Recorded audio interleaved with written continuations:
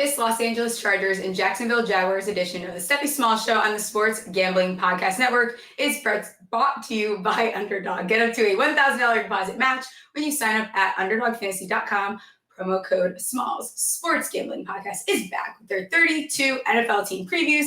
They're also bringing back the phrase that pays. Each episode, they'll give out a one word of a 32-word phrase. Submit the phrase for a chance to win a $1,000 circa future. Let's fucking go. Are you ready?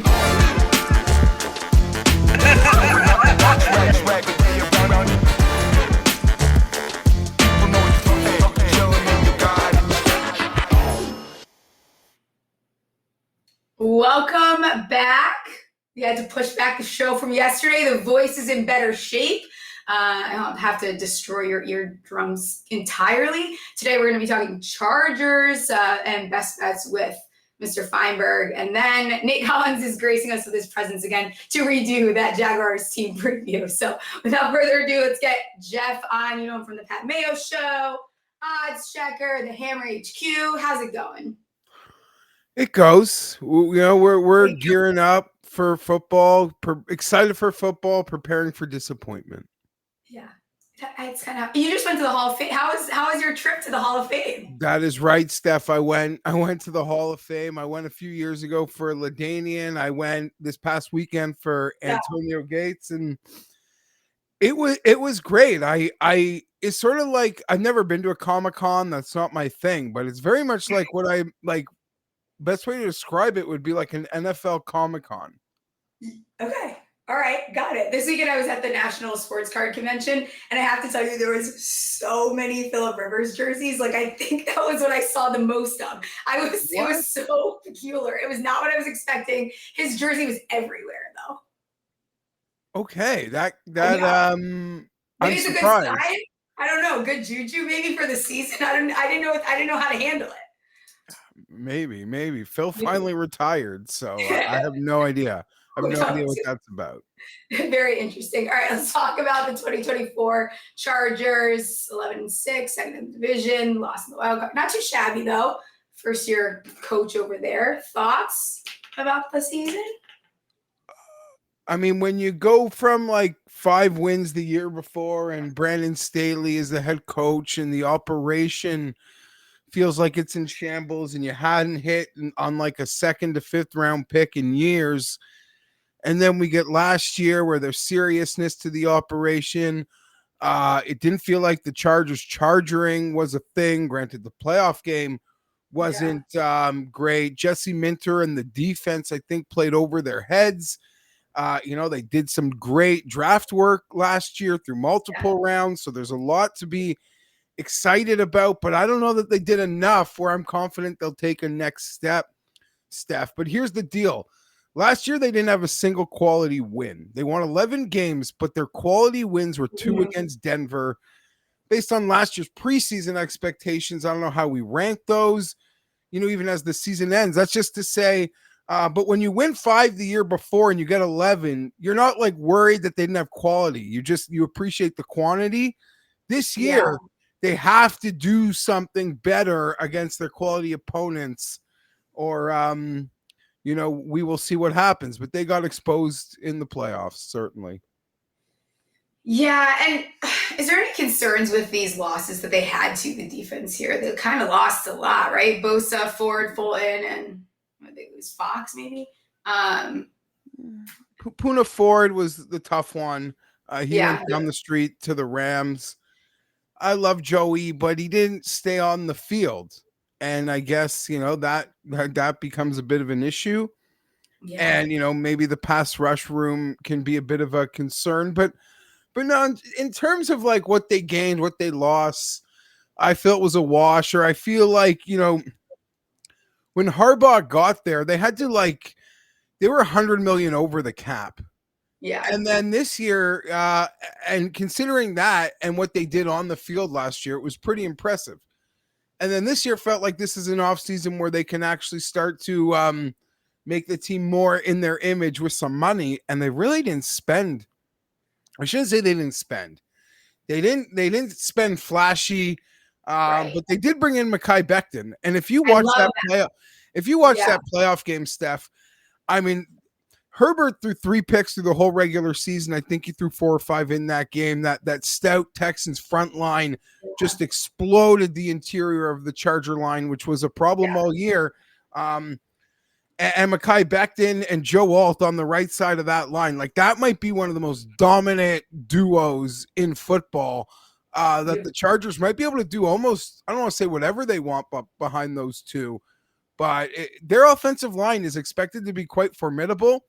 And the team that Jim Harbaugh wants, well, it might not like be cool for the fantasy bros and like Justin Herbert, outlook in terms of being like a dominating fantasy or point producing quarterback.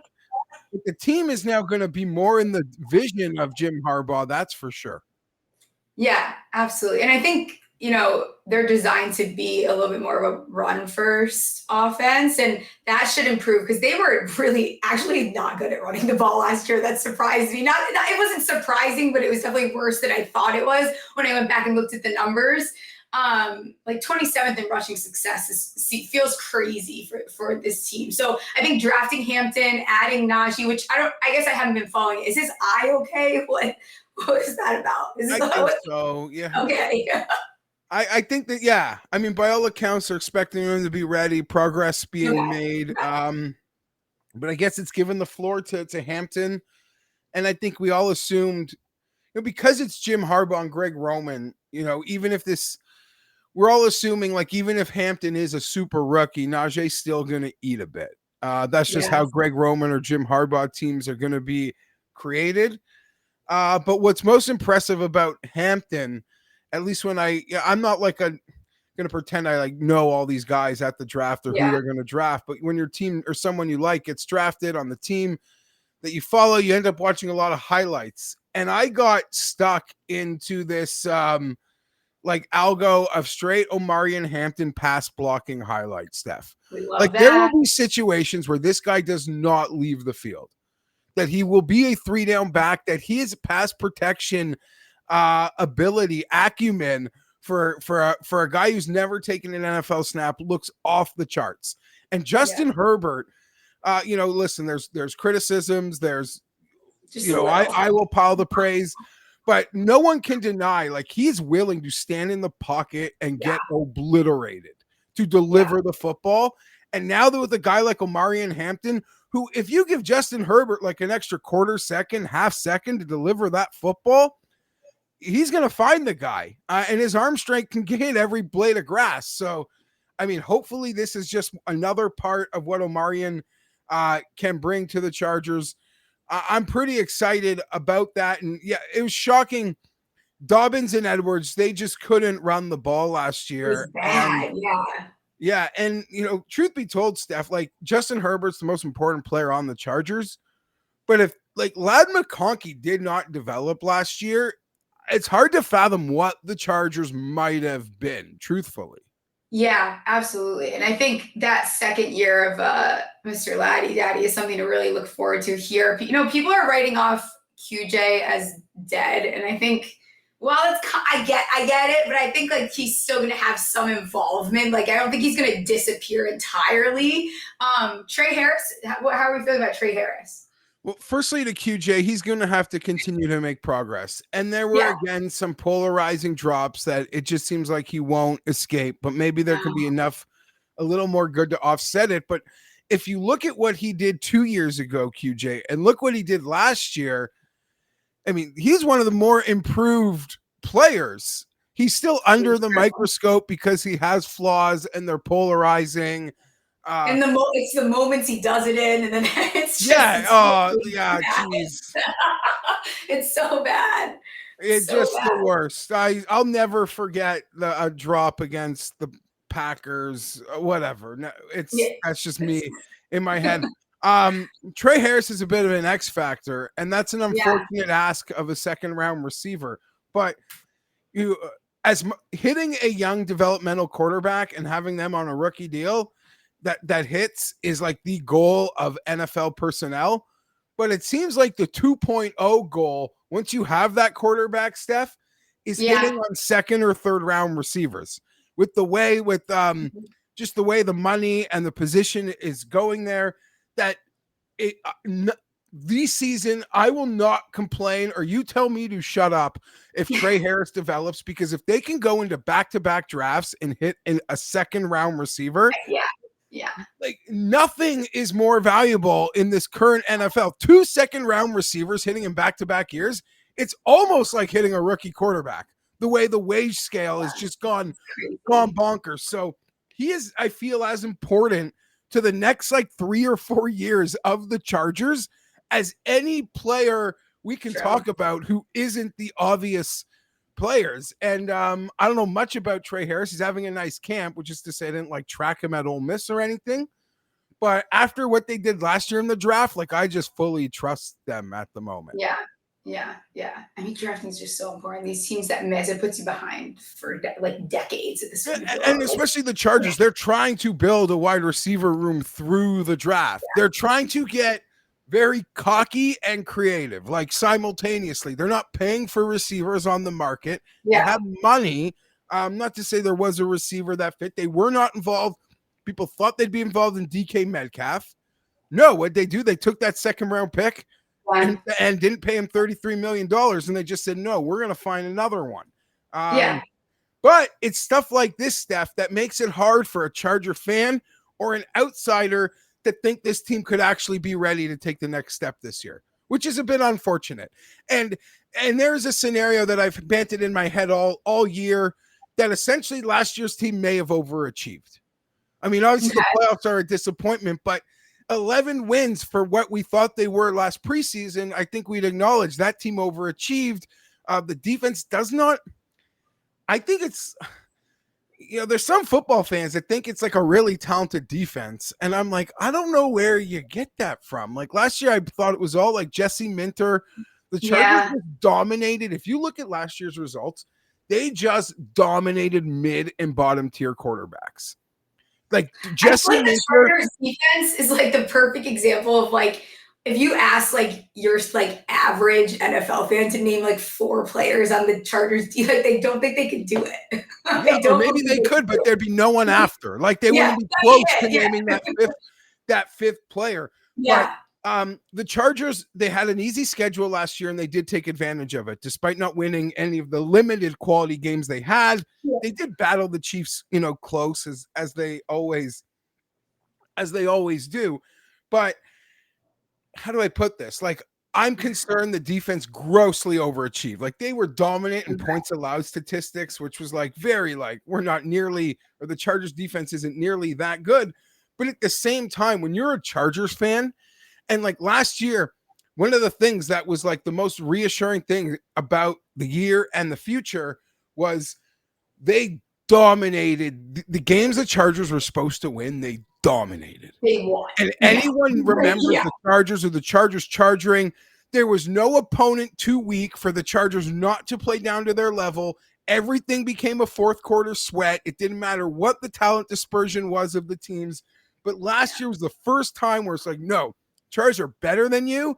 And to me, that was like, that's a Jim Harbaugh effect. And I know that's like such a corny thing to say, but when you're a Charger fan and you always play down to the level of the inferior teams you played, it was just such a reassuring thing as to what could be happening here, that when it was time to have a team to kick their ass, the Chargers dummied them. I love it. We don't care about Josh Palmer leaving, right? I like Josh. He, as you know me, I'm from Toronto, and he's just from up the street. So I always like seeing like Chargers represented in those NFL Canada commercials that you guys don't see, but we get 100 times. I don't mind that he left, but he just didn't. Really get replaced. I mean, I'm excited. I'm happy they brought in Keenan Allen this week. I'm not going to I figured. But, listen, I don't know. I have concerns about it, but at the same time, like, he's a pro's pro. It's a young room. I think he's the perfect guy for this young room to lean on. But on the flip side of that, like, how many teams does YR4, YR4.5, like, not participate in special teams? So you're kind of limiting your roster a bit when but I'm pro Keenan, but yeah, I'm concerned about the receiving core. The offensive line just hold up, and Justin's gotta deliver that football. Yeah, their win total. First of all, their schedule isn't exactly scary, though. I think the only thing is that the division is strengthening, and I think that probably adds to it. I don't think their schedule is that scary, though. But their win total is at 9.5. Set out, what is it, -113 to both sides. Like, I think they still go over this. They could sneak out 10 wins, no? They should, you would think, but I also think it feels like a bit of a trap, and I'm a bit concerned. The thing about the Chargers is I think we'd all acknowledge just between like having the quarterback and the coach, the floor is pretty high. Like there's no way this team is going to be really bad, but there's a chance it could like flounder and get stuck on 8 or 9 wins. But like the floor is really high, but they still might not be a playoff team.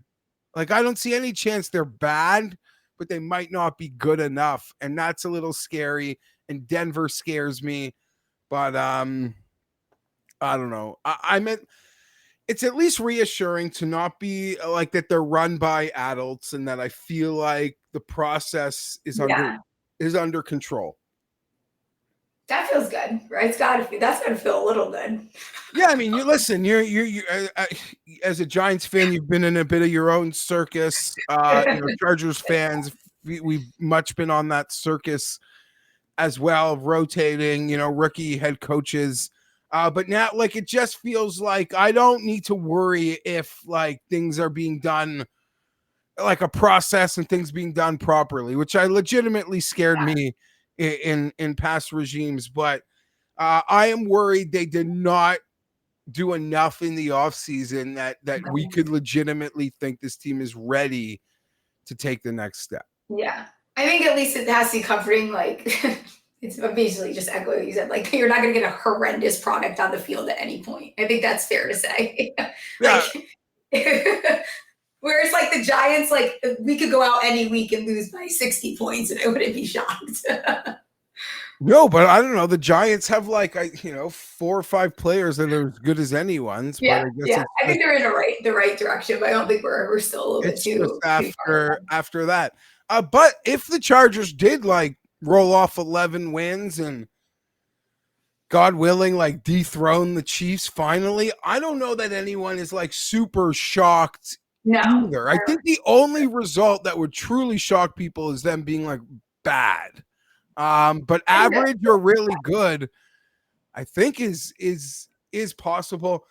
Like last year, Steph, they're being very discounted by the pros and like the sharps and the model guys, which I get because in all their formulations, and they don't.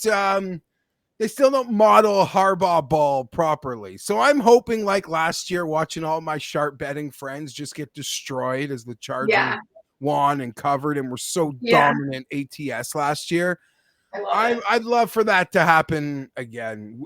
It'd make me so happy. Yeah, absolutely. So, I mean, honestly, like, I think the plus 310, they're third to win the division here. Like, I think there's probably value there on that, because I think that upside is there.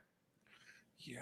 I mean, let me ask, I'll put you on the spot and you don't got to butter my bread, but who do you lean, like Broncos or Chargers? I lean the Chargers. I think that I expect Bo Nix to take a little bit of a step back next year. I don't foresee him. And maybe I'm still, and everyone that listens to the show is gonna be like, you said this last year. I'm just not high on that Broncos team. I think that their defense is lovely, but I think it's expected that they have some regression from that too. They also stayed very healthy. And Bo Nix, it's just his game is predicated off a lot of just like these yards after the catch. So if they can start airing out, which we did see Peyton start giving him a little bit more trust. I don't know. I think they went above and beyond. I could see them taking. Yeah, they're getting a lot of love. For good people, love the defense, the offensive line, and Sean Payton on the whiteboard should put Bo in positions to succeed. I'm like you. I'm still one of these people like, Bo was so old when he entered the league that his growth might not be as like, how do I put this? He's already 26, so his ability to improve might be stunted. Like what he was last year might be closer to a finished product, Bo Nix. Well, some of the younger rookie quarterbacks, you still feel have a lot of progression, but that could just be me hoping for the best with a division rival QB. I will not be holding myself to that. I'm actually very concerned that he could develop into like a perfect Sean Payton quarterback, and that scares the crap out of me, Steph. Yeah, I think the addition of Evan Ingram is unfortunately a good thing for them in your case. So I will give them that. Probably just stay away from this. With the Chiefs in the division, it's hard. It's like if you want to bet on a team, I'd rather go down to the Chargers and get a little bit more for bang for your buck. If you think someone's going to dethrone the Chiefs. I don't hate, not to hurt your feelings, but I don't hate the plus 280 number on them to lose in the wild card round again. Sure. I don't yeah, what like you're just that's low hanging fruit. You know, It is. I see of course, because you could see them making the playoffs, but then you're like, look who they'd probably play in wild card. And I mean, that's been a bugaboo. You know, Herbert going to another playoff game and not losing would be frustrating. We'll know a lot quickly, Steph. 3 straight division games to start the season. It's a lot. Right out of the gate. The first 2 are even in prime time, as they'll get the Chiefs in Brazil and then the Raiders on Monday in week 2. But I like the draw of the week 1 Chiefs. I think that's a good draw. If they're if they're this franchise that's almost like this new version of what we experienced with the Patriots. We saw last year their motor takes a little revving, except teams just gave them games. So I think there's a chance, an opportunity, I should say, to like punch them in the mouth out of the gate. But you could 20 minutes into that game when Andy Reid opens with like a masterclass 13 play, 6.5 minute touchdown drive, you'll know I'll be in a ball on the floor. So, I mean, it's also probably a good opportunity for them to get that run game going hot out the gate too, because the Chiefs' run D was not great last year, as we saw in the Super Bowl too. Yeah, and if the Chargers are in a spot where they're, the games are tight, they're built to be in tight games, and with that offensive line, like they're built to run you out behind Becton and Joe Alt. Right. Yeah. So, we'll see. Like if the vision of Harbaugh and Roman, which doesn't excite fantasy bros, and I get that makes total sense. There's not much to be that excited about. And, even with Hampton, Steph, like I've seen his numbers get crushed as people like realize how much he might play. But I still don't think we still don't know what like the touchdown situations will be. Yeah, and looking at some of these, can you hear me? Yeah. Okay, good. I didn't know if the page reloaded. I've been having all these tech problems this week, so I'm a little paranoid.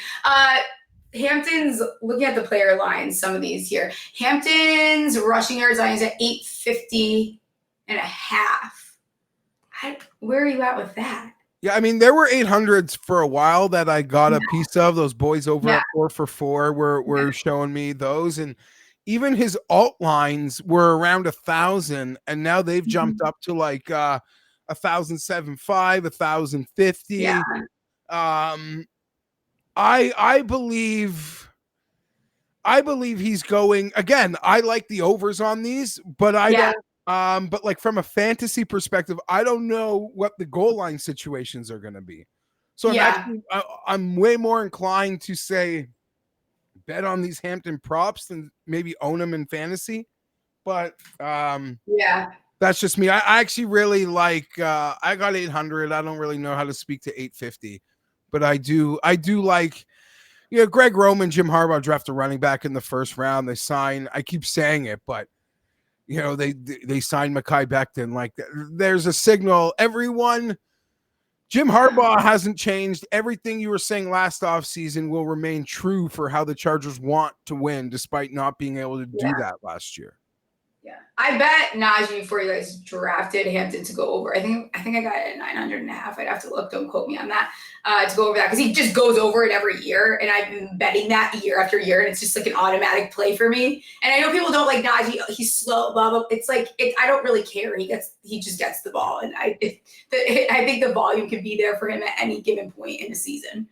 Absolutely, and like there's even without being the main guy, they're gonna feed him a ton. Yeah, absolutely. Hampton owners will probably be really frustrated because even if Hampton is playing, like competing for even if Hampton is playing to the ceiling, you think, people will still be frustrated how much Najee's going to get the ball.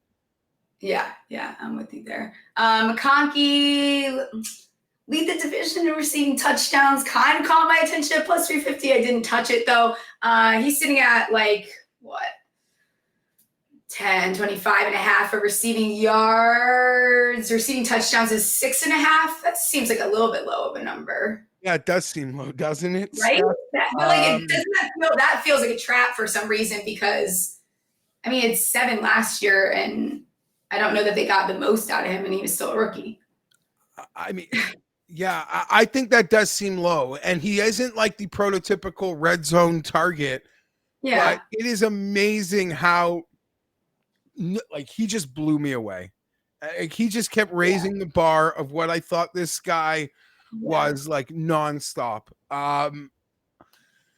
It's a deep rookie class. They were all incredible for the most part, but his ability to run the cleanest routes, to just be in these, to find the holes, put them outside, put them inside, his ability to adjust the balls.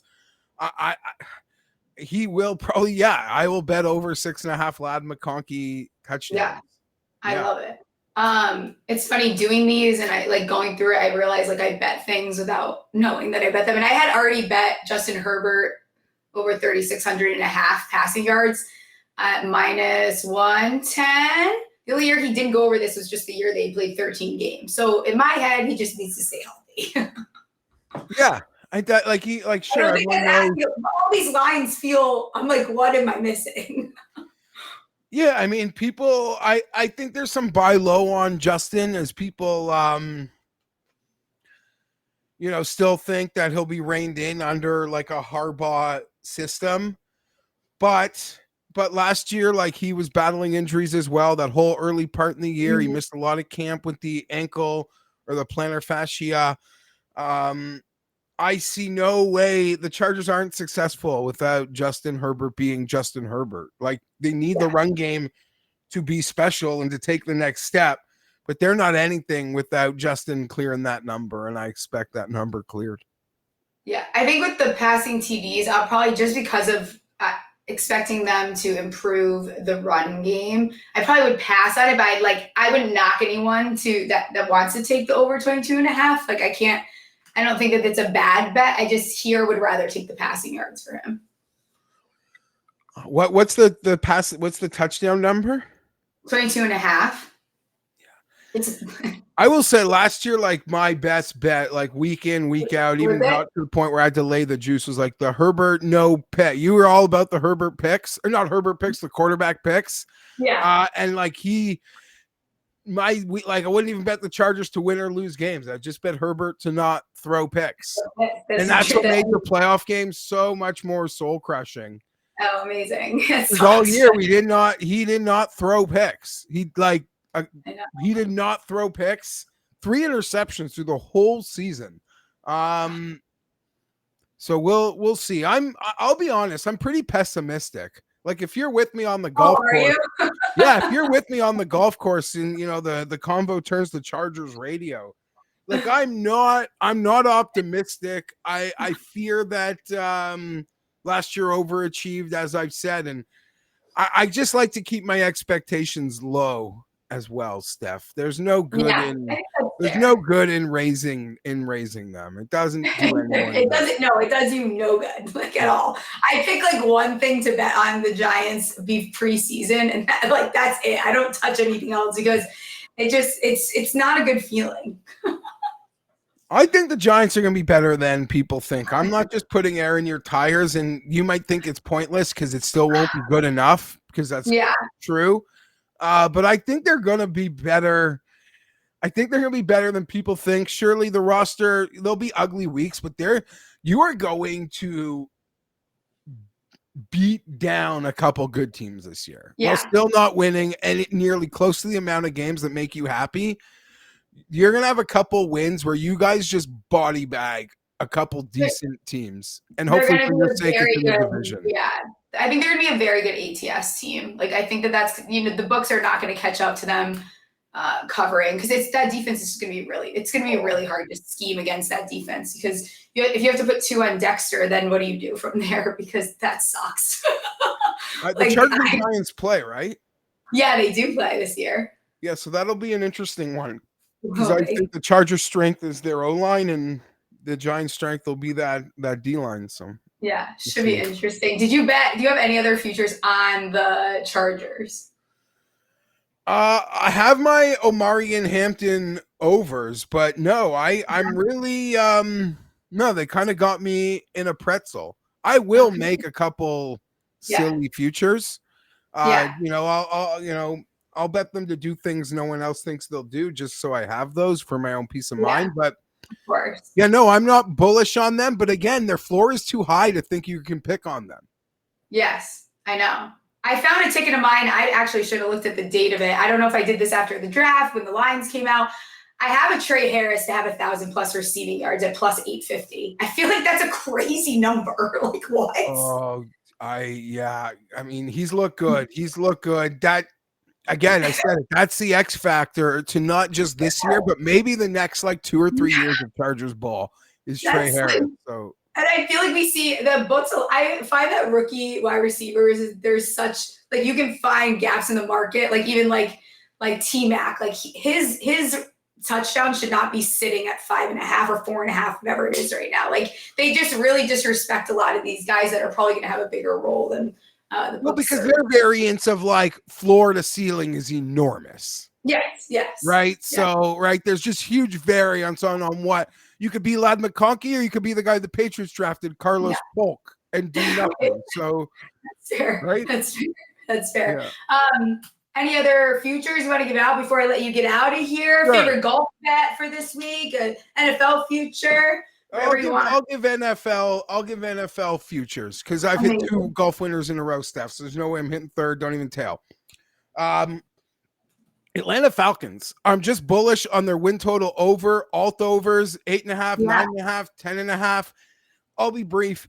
Everything that could have gone wrong for Atlanta went wrong last year. Not only did Kirk Cousins break down, the 7 second half interceptions were just killer. But for the amount of how much they moved the ball, how little they went 3 and out, it's insane how few points they scored. It's incredible. The math just doesn't math there, but none of the luck was on their side. They had one of the easiest schedules in the league going into the season, and it overperformed by 20+ wins to their opponents. Their opponents were way better than expected last year. They have an easy schedule this year. I assume their opponents won't do that again, but this is the craziest stat for me from Falcons last year. Their opponents hit 50 of 51 field goals against them. 11 of 11 from over 50 yards. Yeah, 11 of 11 from over 50 yards, 50 of 51. They never caught a break. Well, their quarterback sucked. I know there's so much talent. I know you're in the Kyle Pitts, online battles all the time. I don't know, but so much went against them. I still think there's a lot there, and the ceiling with Penix, obviously there could be a floor, is huge. So I'm very bullish on Atlanta, division, and alt win total overs. I absolutely love that's a crazy stat. Always appreciate you coming on. I never know where they can find you, and I'll get you out of here. I appreciate your time as always, my friend. Yeah, you'll find my work throughout the football season over at Mayo Media Network. We'll have a lot of fun over there. OddsChecker and the Hammer, tons of fun. And I'm sorry, I said 50 of 51. It was 31 of 32. That's a lot of field goals, but still, that's a lot of field goals. And 11 of 11 from over 50 yards, while the Falcons only went 6 of 11 from over 50 yards. Just the luck factor that worked against Atlanta last year, it's mind-boggling. Won't happen again. Steph, appreciate you having me on the Tuck Ball anytime. Hit me up. Yes, we'll get you on soon. I'll get you out of here now. Underdog Best Ball Mania is happening all summer long, giving away $15 million in prizes, including $2 million in first place. No waiver wire, no arguments about trades. Best Ball is the best way to play fantasy football. Underdog is also a great place to play Pick'em, where you can win up to 500x your entry. Here is a Pick'em entry that I like, and they are week 1 longest receptions. Trey Harris, lower 15.5. Garrett Wilson, higher 20.5. And Gmo, higher 22.5. So sign up with Smalls to claim your special pick and first time deposit offer up to $1,000 in bonus credits. UnderdogFantasy.com, promo code Smalls. We're also brought to you by MyBookie.ag. MyBookie is your place to bet on every sport. All of these football futures, MLB, WNBA. I don't know that they have any daily dildo lines over there, but they have everything else. MyBookie accepts customers from a ton of locations. Easy deposit and lightning fast payouts using crypto. Head to mybookie.ag. Promo code Smalls for a 100% deposit match up to $1,000. Terms and conditions apply. That's mybookie.ag. Promo code Smalls. And now coming back because he had to suffer with me through that horrendous technology is Nate Collins, former NFL player. You know him from the Green Light Pod. What's going on? Yo, what's good? What's the secret? Because your voice was fucked yesterday. It was fucked. It was I'm surprised. When I seen those clips, I was like, is she gonna be ready for tomorrow? Yeah, those clips were at least from Monday. So like I think the full day off yesterday was helpful, but it's hard because I also break sports cards in the morning. So I was like, I am so screwed because I talk in the morning and then I have to come and do this podcast. So I was like, I don't know, there's no effing shot I'm gonna be okay. Yeah, I'm impressed. I just shut the fuck up yesterday. Like I didn't say anything. Nice. No, I'm glad you got me back. Smelling salts. Do we have thoughts on that? Oh man. I think it's so funny. I tweeted about it. I want to know what the fine and or punishment is going to be, because if it's like a light fine, I think the NFL is they're just trying to penny pinch and get money, because fines, if for people who don't know, all the fines that players get in the NFL, it ends up going to a foundation or some sort of donation somewhere. So the NFL they're just making money all different directions. And I just feel like this is something that this is just out of the blue. And a lot of people do use these. So it's going to be interesting to see. And that's what I'm saying. Because if it's just a fine, guys take $10,000 fines for wearing the wrong shoelaces. So like if it's something that is going to, if guys think it's going to make me perform better, like I'm going to take the fine.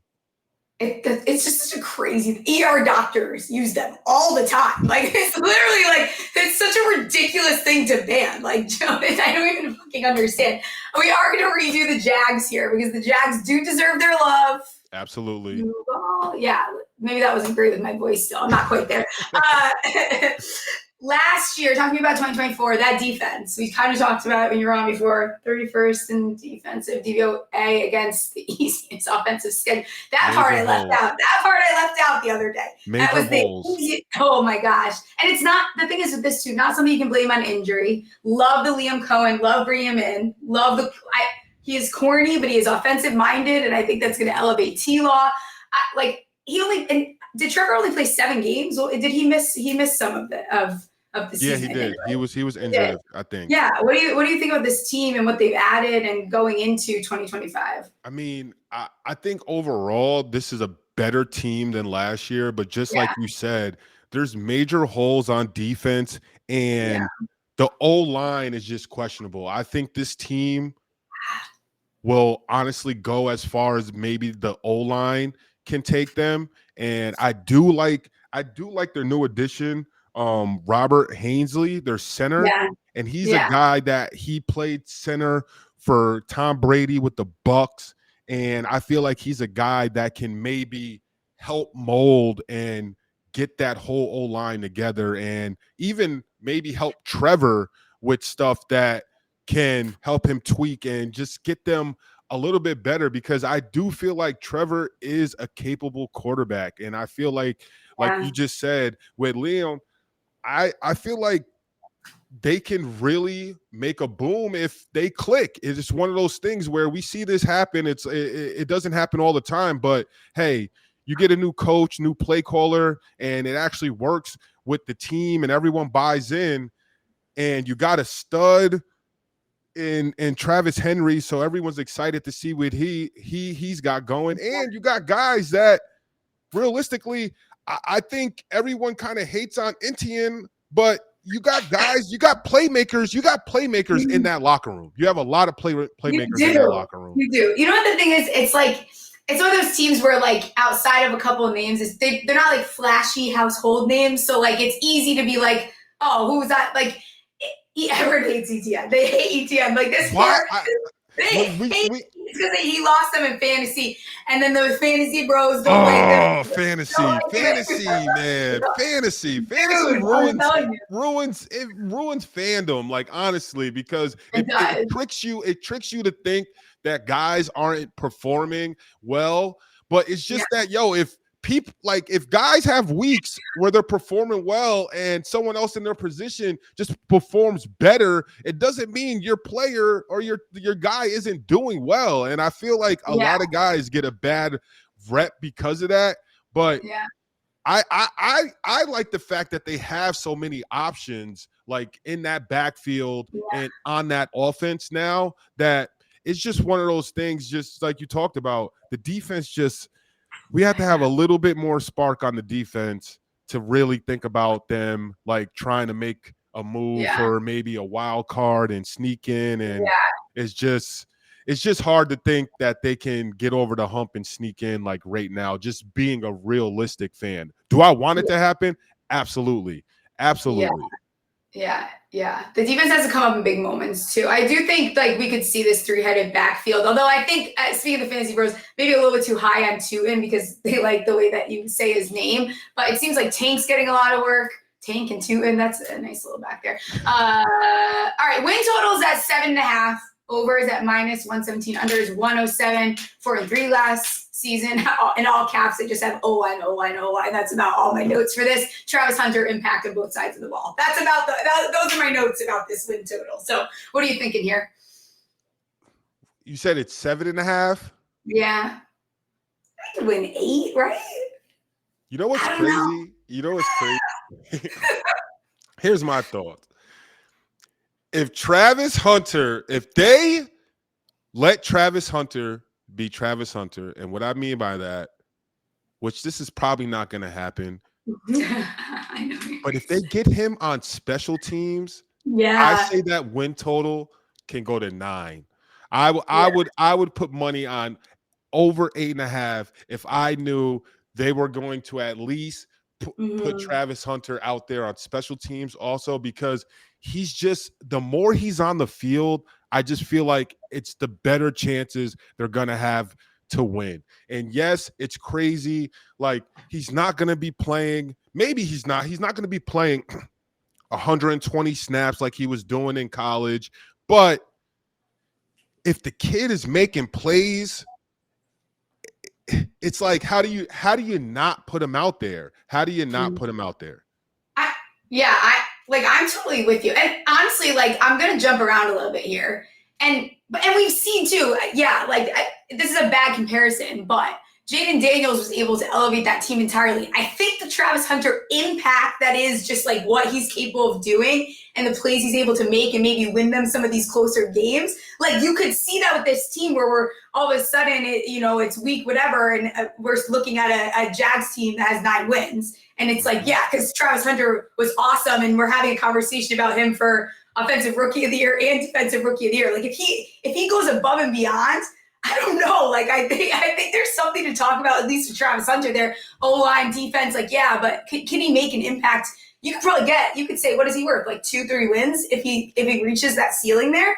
Yeah, because it's just he's a guy that everyone, I think, all eyes on him. I think everyone knows that he's going to be at least mediocre on offense. He's going to be a person that he can run routes, he can get open, he can catch the ball. Like, they can design plays and do all that. He's going to be fine. Everyone wants to see him lock up on the Justin Jeffersons, lock up on the big-time wide receivers to see how he can play, because if he's a guy that's going to be out there ball hawking and getting interceptions and changing possession for your team, that's what's going to sneak in those extra couple of wins that might push you guys into the wild card or in the playoffs, because that's all it takes is if you can steal a couple of possessions a game and at least in drives, like with field goals and points, like that's the difference. And I think that's what everyone is looking for. And if he does end up being a lockdown defender, that's going to help plug up a lot of the holes on the defense. And it takes a lot of pressure off of Hines Allen up front. And if he maybe has an extra half second to a second, like that equals to extra sacks and things like that. And crazy, I know no one's thinking about it, but it's up in the air. Yo, what happens if Michael Parsons like, hey, I can help that defense out. Imagine. Like, it's just one of those things. This is a good time before the season. But the Jags, I like over 7.5. I like it too. It's funny because I think I don't think when we first recorded, which we took it down, I'm pretty sure, I think I was like leaning the other way. But then the more I actually like sat and looked at it, I was like, it's too hard for me not to take the over here, because I think 8 wins is very realistic. Yeah. It has to be. Yeah. I absolutely also hammered Travis Hunter's over 4.5 receiving touchdowns at -106. I feel like that's what we talked about. Come on. That's what we talked about. And it's just like, here's my thing. The reason why I could see that happening, and this is crazy, I can see that happening. You don't want to hear this, and him having like 11 touchdowns and you still not hitting that, because I just feel like in the red zone, they're going to be doing all that stuff like they were doing with Tyreek Hill. Like, they're going to be doing like the reverses and like the shovel passes and the things that it looks like a pass, seems like a pass. When you look at the stat sheet, ends up being a rushing touchdown or whatever it may be. So maybe it's something where you could look at, like, if they have somewhere Travis Hunter's rushing touchdowns, you might get a real good deal on that. That's something that we're going to like the rushing yards game by game. If you can find those half a yard for a little bit before the books get smart, then you do that shit all the time with like Xavier Worthy and all these guys, where you can sneak those in for a little bit before they figure it out. But like that's the shit I'm going to be betting on Travis Hunter. It's going to be fun to bet him. Looking at T-Law before start wrapping up here. What is he sitting at? 3,700.5 passing yards. Do you have a strong feeling one way or the other? A lot of weapons. Yeah, I would say over. I think they're going to be airing it out this year. They kind of have not that they have no choice. What's Buddy's name? Is he still is he back at Christian Kirk? Didn't he get that bad? What did he get injured last year? Who is that? Is Christian Kirk gone? Is he gone? I think he's on the Texans for some reason, but I could have made that up. Maybe. But I just feel like also with Trevor coming off an injury, I think he's going to be – I'm not an idiot. Cool. Yeah. I think with Trevor coming off an injury, I think he's going to be trying to stay in the pocket more. I don't think he's going to be really risking his body. I would think. So I would think he would be trying to throw the ball. And I think with Liam having the spotlight down there, I think as a play caller, you kind of want to show your stuff. And with that being said, your quarterback, the more yards your quarterback can have passing, and the better he does, and the more touchdowns and production he has, it's going to directly correlate to play calling. So I would shoot for the over for that, barring any injuries. I think everything obviously is barring injuries, but I think if he's locked in, I think this is the year that the Jags, maybe they can be kind of like that sleeper team that people are kind of like sleeping on, and you just be like, hey, wait, the Jags, like it's middle of the season and the Jags have 5 wins already. Hey, like, Yeah, absolutely. I'm with you. I'm going to tell everyone about Circa first. Circa's holding the world's biggest pro football contest, Circa Million, Circa Survivor, and Grandissimo with over 21 million in guaranteed prizes. You can call yourself a true D-Gen if you're not competing in the Circa football contest. Come hang with us. We'll be there contest weekend. You can get 15% off your stay with promo code SGP15. And of course, the contest is for everyone. Sign up in Nevada and play from anywhere with the help of SGPN's official proxy. Go to footballcontest.com and use promo code SGP. Let's give me what other, is there a future? I think you gave me some last time. What's a future NFL future that you bet that you really like before I let you get out of here? I heard your man say that you guys were talking about Lab McConkey and what, like 7.5 touchdowns or something like that. I think it's like 6.5. What 6.5, bro. I have Lab McConkey. 12 plus touchdowns. Yeah, 700. I just love his game, bro. Like there's something about him, and then the kid from what is it, Pearsall? The kid from San Fran. Ricky to the chest. Say, oh yes, bro. Like what? Like, yo, I'm playing at the end of the season where I started a season where I get mugged and shot by a freaking teenager for my Rolex.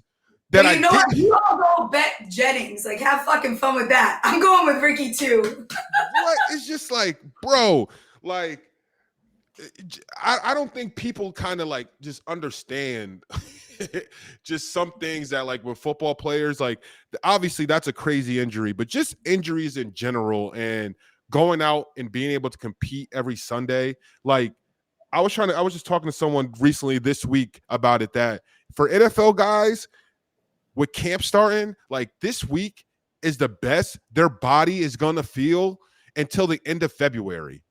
Honestly, to the end of February for some guys, like this is the best their body, like, because they've been rehabbing, they've been getting treatment as long as they want, they've been doing all that stuff for the guys who do take care of their body, and a lot of guys do, and they care, but just the amount of punishment you're taking throughout camp and your body and everything it goes through, and then being able to get it all together to compete is just crazy. So just thinking about having to getting shot and what he did when he came back, I think he's going to be a special player. Like, honestly, he got fucking shot. I feel like everyone's ignoring that. Like, he literally got shot twice. That's craziness. Absolutely crazy. You are fantastic. Let everyone know where they can find you, where your work is. We'll have to get you on very soon. I appreciate you doing this again with me. Yeah, you can find me at Big N98 on X, and then Bigger N98 on Instagram. And I'm also you can follow Greenlight Pod on all socials. Greenlight Pod with Chris Long. Season's coming up. Check us out Monday live shows on YouTube. And football's back, man. I'm excited. Oh, I'm so happy. I feel so alive again. It's awesome. I got to rest my voice for it. So I'll let you get out of here, Nate. Appreciate you. Thanks for having me. Yes, of course. Rhythm continues to crush it with power trends, essentially the best of what their house model has to offer. These are AI detected patterns where Rhythm's model has consistently won and has a high ROI. Think a strikeout prop that wins 59% of the time when the line and win probability hit a certain range. I do have a golf play for you guys, so stay tuned for that.